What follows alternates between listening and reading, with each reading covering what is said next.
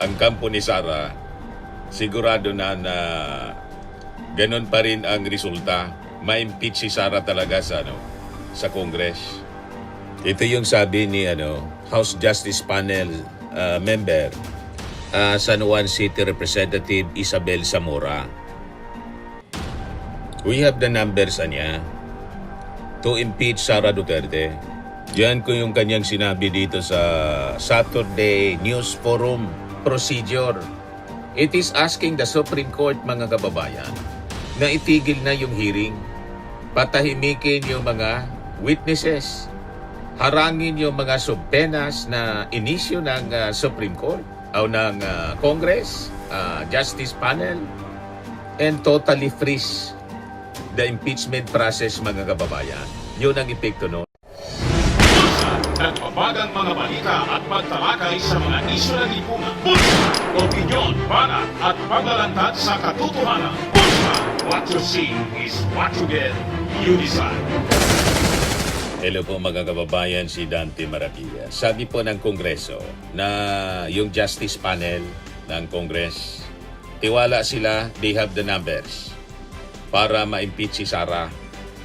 Kaya pala niya, Mr. Maravillas, ayaw nang mag-participate si Sara sa Congress. Sigurado na sila na ang kampo ni Sara, sigurado na ganun pa rin ang resulta. Ma-impeach si Sara talaga sa Congress. Ito yung sabi ni House Justice Panel member San Juan City Representative Isabel Zamora. We have the numbers niya to impeach Sara Duterte. Diyan ko yung kanyang sinabi dito sa Saturday News Forum ng Congress. Pakinggan natin. Okay, because people or the congressmen have read the complaints. And, well, they believe that that we are correct in declaring it to be sufficient in form, sufficient in substance, and that the affidavits or the annexes to the complaints are sufficient to show that there is probable cause. Of course, like we said, we will still have to go through the Committee on Justice hearing to declare probable cause. So, ayun po. Ang tanong po kanina, if we have the numbers. In fact, like I said earlier, I admit that there are qualms, that there are concerns by some of the congressmen, or maybe a lot of them, and I will admit to you that the numbers are not as much as the numbers last year. But people still believe in the charges. So yun po. So linawin natin, hindi dahil lang sa may number sila, although hindi daw kasing dami. In other words, less than 215. Yung nauna, yung last year, 215 signatures po yon. At umabot pa, mga kababayan, na 245. Kasi may mga humabol pang pumirma. So ang ibig sabihin ni Zamora, we have the numbers enough to impeach Sara Duterte. May 106 sila or more than 106. So sabihin natin, mga kababayan, na baka little less than 200 members ng Congress ang pumirma. Kasi nakita nila sufficient siya in form and in substance at malakas yung probable cause, mga kababayan. Madaling sabi, malakas yung kaso. Talaga naman po, mga kababayan, malakas yung kaso. Kasi kung hindi malakas yung kaso, hindi po tatakbo, mga kababayan, sa Supreme Court para i-technical uli yung kampo ni Sara Duterte at hindi mag-hire siya ng 16 na mga abogado na tututok sa impeachment sa Congress at sa Senado, saka sa Supreme Court, additional 9 na mga abogado, 25 na lahat. Di ba, mga kababayan? 25 lawyers ay nagtutulong-tulong para ipagtanggol si Sara Duterte. Sa number ng kanilang abogado, that is a clear indication of a strong case laban sa Vice Presidente, mga kababayan. Di Anya, Mr. Maravillas, ang masasabi mo sa petisyon na final ng kampo ni Sara Duterte?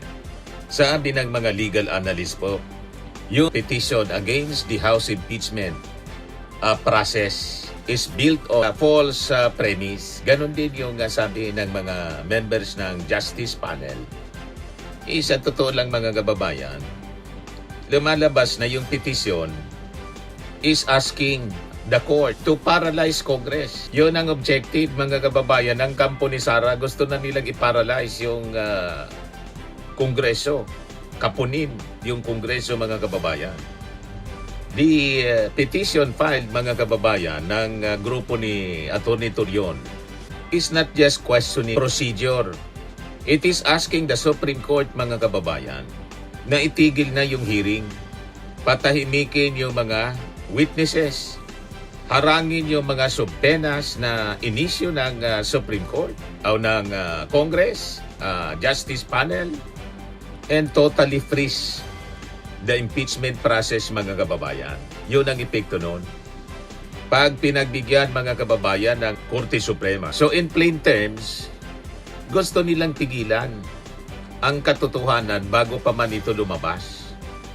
Yung kanilang argumento mga kababayan, bumabagsak siya on first contact with reality. Base mga kababayan sa kanilang claim na kung ang reklamo daw, yung impeachment complaint ay mahina, you cannot strengthen it through hearing. That sounds neat mga kababayan. Pero sabi ng mga legal experts at pati ng Justice Panel, that is legally wrong. Ang reality mga kababayan, sabi nila, you cannot determine if a complaint is weak without examining evidence and hearing from the witnesses. And that is exactly mga kababayan why hearing exists. Kaya kailangan na yung pagdinig. Kasi without hearings mga kababayan, yung impeachment magiging haka-haka lang. Magiging guesswork lang mga kababayan. Or worse, blind dismissal. Kaya kailangan pong mag-hearing para makita po kung may probable cause. So ang gustong mangyari ng kampo ni Sara Duterte, yung impeachment complaint should be decided on paperwork alone. The petition mga kababayan tries to turn the impeachment into a technical pleading exercise. Like dismissing a case for lack of form. Sabi ng mga legal observers mga kababayan, that is not how the Constitution works. Kasi nga po, yung impeachment mismo, isa siyang fact-finding process. A truth-seeking function. At isa siya po mga kababayan ng constitutional duty ng ating Kongreso. Madaling sabi po, hindi ito papel-papel lang, tama? Totoong tao, totoong ebidensya dapat, at totoong accountability ang dapat na mangyari. So malinaw, mga kababayan, na ang subpenas are not abused. Doon natataranta, mga kababayan, ng kampo ni Sara Duterte kasi pinapasubpena yung mga dokumento sa SALN. Pati mga testigo mga kababayan. Kaya gusto nilang ipatigil sa pamamagitan ng pagpetition uli sa Supreme Court. Subpenas are not abuse. They are accountability. Yung petition inaatake mga kababayan yung subpena as if they are illegal. May kapangyarihan po na magsubpena yung panel. So, that is misleading.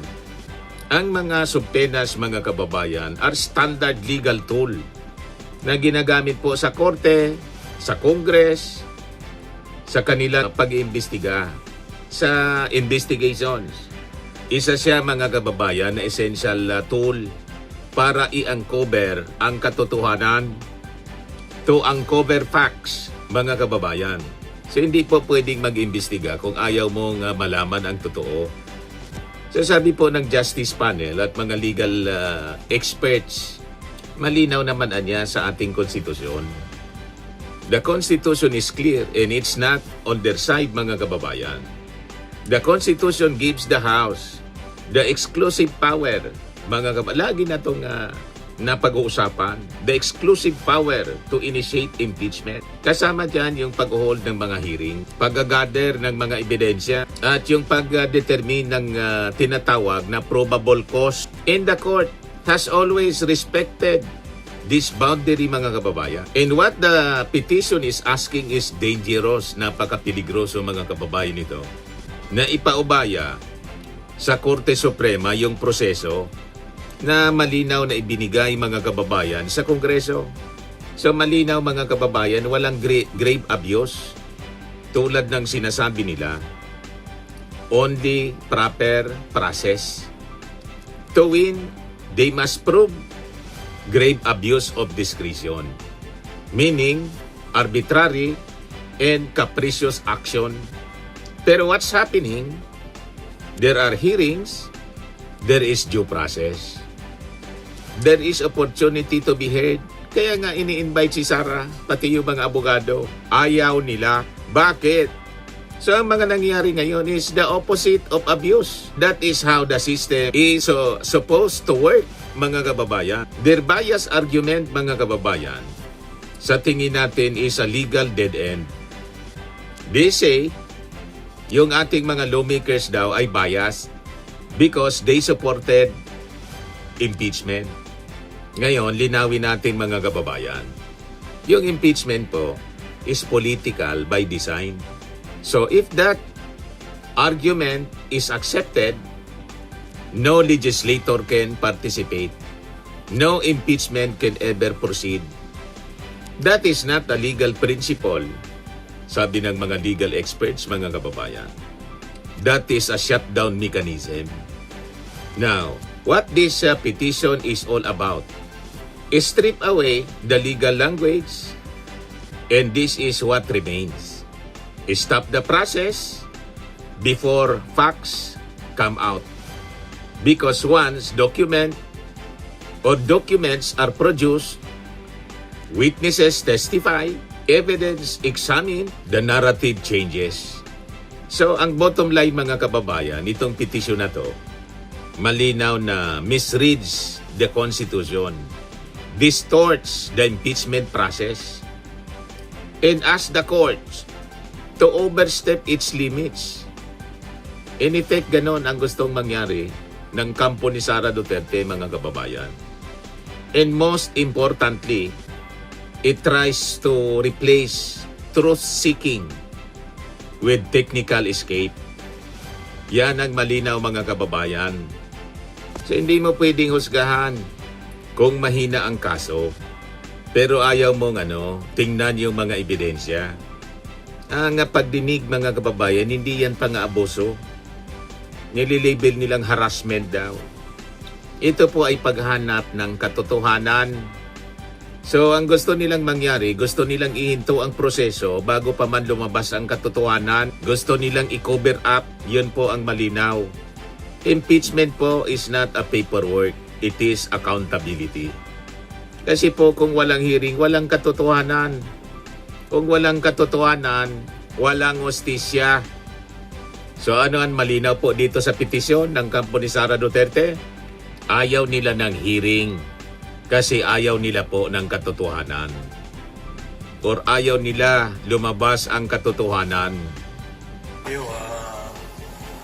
Should, hypothetical, pero kailangan harapin natin the possibility to, should the Supreme Court issue a TRO, Press con po siya, Saturday News Forum, the committee to send sa the Congress to the plenary for decision, and ultimately the plenary, the House issues the articles of impeachment. Talinang diretso.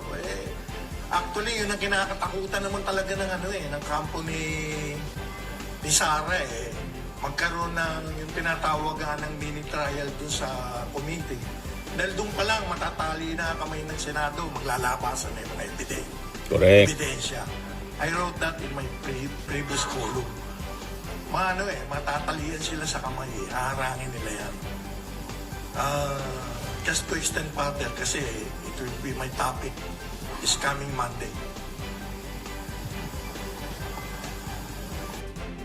Ako po, personally, I don't want to preempt what the Supreme Court will do, especially since abogado po ako at ayoko pong pangunahan ng Supreme Court.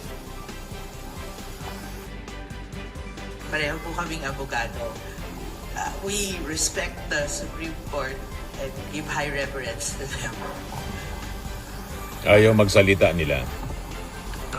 Ako na lang magsabi dahil hindi naman ako abogado eh. Ayahan nyo na, kung sino man magalit dyan, di sabihin. Okay. Sige, ma'am, si attorney, yung unang impeachment complaint last year, hindi raw sumunod sa due process. Kasi pinadala agad sa Senado, dumiretso. Ngayon, kino-question naman yung mini-trial na nagaganap. Kung noong nakaraan, due process, wala. Ngayon naman, ang inireklamo nila is overdue process. Nasubra na ng due process eh. Kinontra pa rin. Yun nga po doon nga po kami nagtataka. Last year, masyado nang mabilis. Ngayon na Hindi binilisan. dahan-dahan and to the letter ang pagsunod sa rules. Gustong ipatigil uli. Ngayon, ka-question rin nila, parang saan niyo ba gusto lumugar ang House Committee? Di ba po? Ma'am, Attorney Tina, sa pagtataya po ninyo dun sa mga ebidensya na ipipresenta sa Kamara sa mga sandaling ito, siguro hindi man kayo privy kasi hindi naman kayo bahagi ng Kamara kundi bilang isang private lawyer. Gusto lang po naming malaman, pumasa ba sa threshold ng impeachment yung mga ebidensyang ito to warrant yung pagpapatuloy ng kaso? Ang pagkaintindi ko po, sufficient, there is already a finding of sufficiency in form and substance. Kung base sa, may kwento ba with specifics kung ano yung ginawa ko ni BP. At pagkaintindi ko rin po, may mga ebidensyang mga naka-attach. They're doing the probable cause hearings now para nga ma-determine totoo ba itong mga naka-attach na to, tama ba? Diba? Pagbigyan natin ng House Committee on Justice to do that para meron silang personal determination of whether they believe there is probable cause or not. Masabi ng mga lawyers, may defects in form and substance. Hindi naman in-specify kung ano yung defects in form and substance. Well, mahaba po yata itong petition. It's as according to Kong Bell, it is over 100 pages. I think 2 days lang. 180. 2 days. Mga AI generated yung complete. Hindi naman po sana. But while I haven't read through the whole thing, nakinig po ako sa briefing ng lawyers. And, well, ano po yung mga mali daw po yung form kasi 2 beses si Kong de Lima, si Honorable de Lima na nag-endorso ng complaint, yung second and yung third. Yun yung question nila. Una, wala naman pong prohibition anywhere under the law that you cannot do that. So how can it be question yung pagpasa ng form? Parang ganyan, diba? As to substance, hindi pa ako masyadong umaabot dun. But I understand that there are questions on it. Di lang pa masyadong malinaw sa akin. So hindi ko rin siya masyadong. May question dito para kay Asik Arnel.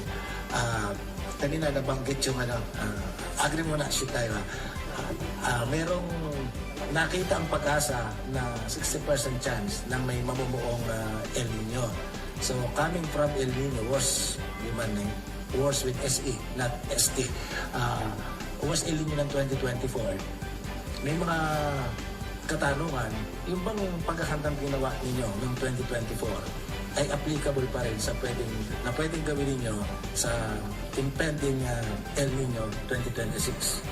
Patuloy natin, iba na yung topic. Ito yung kinakataranta, mga kababayan, ng kampo ni Sara Duterte, yung pagsupina ng mga bank records Yan o. Bank records of VP Sara Duterte may be subpoenaed despite bank secrecy law, sabi ni Luistro, Representative Luistro.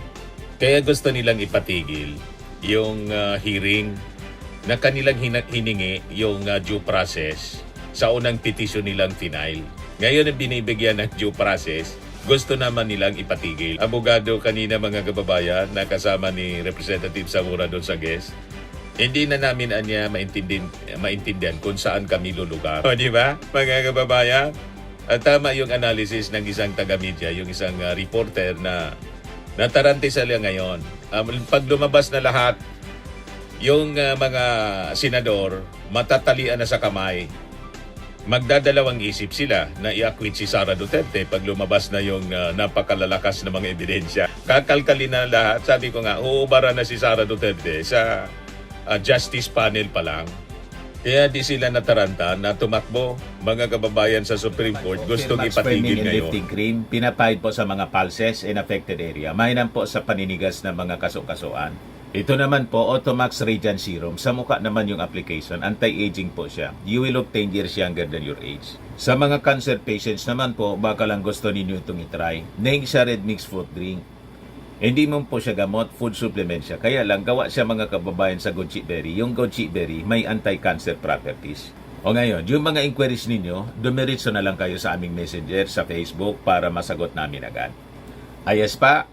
Ayos na ayos niya, Mr. Maravilla. Sa mga nagana po ng malinis and spacious fitness gym, pumunta lang po kayo sa aming Colossal Fitness Gym. May Grab car rental din po kami. But anyway, ito po pala yung aming bagong product na binibenta online. I am worldwide amazing pure organic barley powdered drink mix from Australia. Negosyo to ng aking anak na architect entrepreneur Riz Maravillas. Ayan po. Kontakin na lang po ninyo siya, Riz Maravillas on Facebook.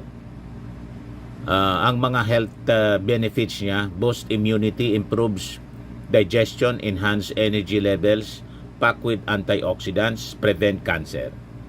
Ito naman po yung bago naming product na binibenta online. Eye Glow Serum, whitening po siya. Tingnan ninyo yung epekto sa aking anak na architect before and now. Yung mga inquiries po ninyo, dumiretso na lang kayo sa kanyang Facebook account, Riz Maravillas.